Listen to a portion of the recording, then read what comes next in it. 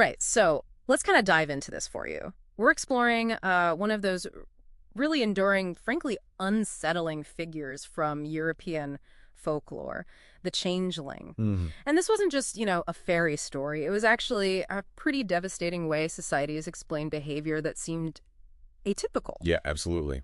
We want to look at its link to, well, modern ideas about neurodivergence and then how Shakespeare just completely took this dark figure and repurposed it politically, really, in A Midsummer Night's Dream. Right. So our goal here is to help you get a handle on how older societies tried to make sense of behavior outside the norm, this idea of a swapped fairy child. And how that myth, unfortunately, became this justification for, well, real harm, ableism. Exactly. This figure, sometimes called an off or an oaf historically, it really embodied society's fear about difference, Yeah. especially within the home. And what's really striking when you look across different European traditions is how consistent the description of this fairy imposter child is. How so? Well, typically they're described as sickly, failing to thrive physically, maybe crying constantly, just inconsolable. Okay. But then sometimes it flips.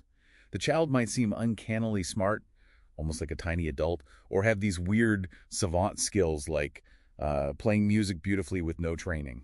So that kind of duality, either really impaired or strangely gifted, that's interesting. But back then, in, say, the medieval period, without our understanding of neurobiology, how do they even categorize that? Well, they reached for what they had. Spiritual explanations were huge. It could be seen as, divine punishment, maybe for the parent's sins, or literal demonic influence. Dark stuff. Yeah.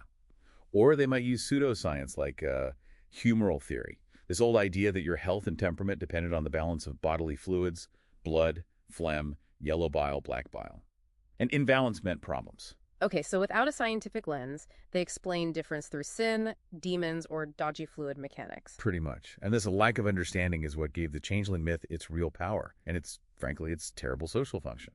Which was? It allowed people to externalize the issue, to say, this isn't our child, this is something else. A fairy, a demon, not human. Ah, I see. So by defining the child as non-human. Exactly. It let the community sort of sidestep their usual moral obligations about caring for kin.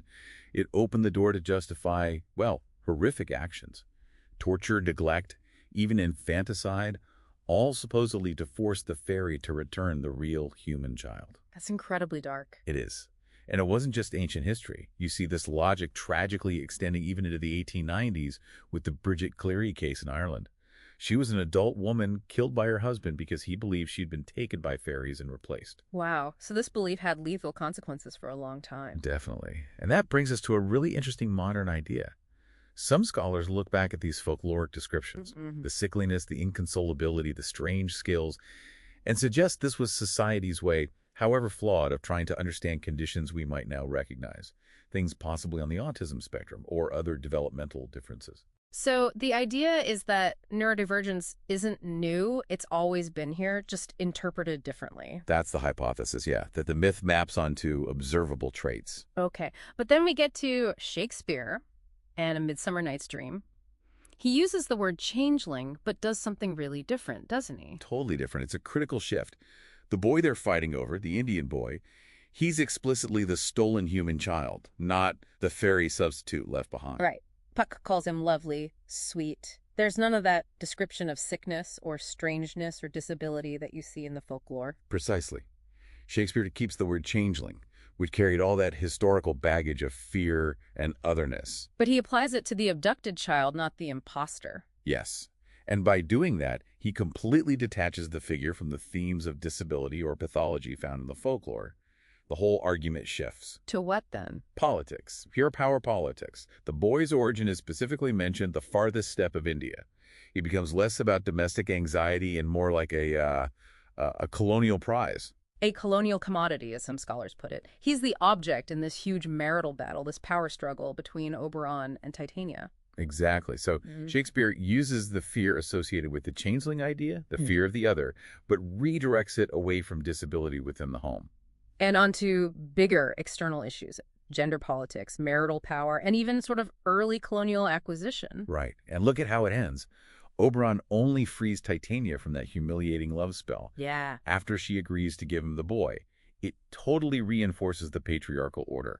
He wins, he gets the asset. So wrapping this deep dive up, what's the takeaway here? It seems like in Shakespeare's play, Difference, the boy, the disruption Titania causes, it sparks chaos. Mm-hmm. But restoring order means that difference has to be controlled, subjected, basically assimilated into the dominant power structure. That's a fair reading, yeah. So maybe the final thought for you listening is this. Given this long history, from folklore's fear of the other child to Shakespeare's political prize, what does it tell us about our own impulses today? Even with science, how do we still instinctively try to define, manage, and maybe even acquire or control what seems non-normative?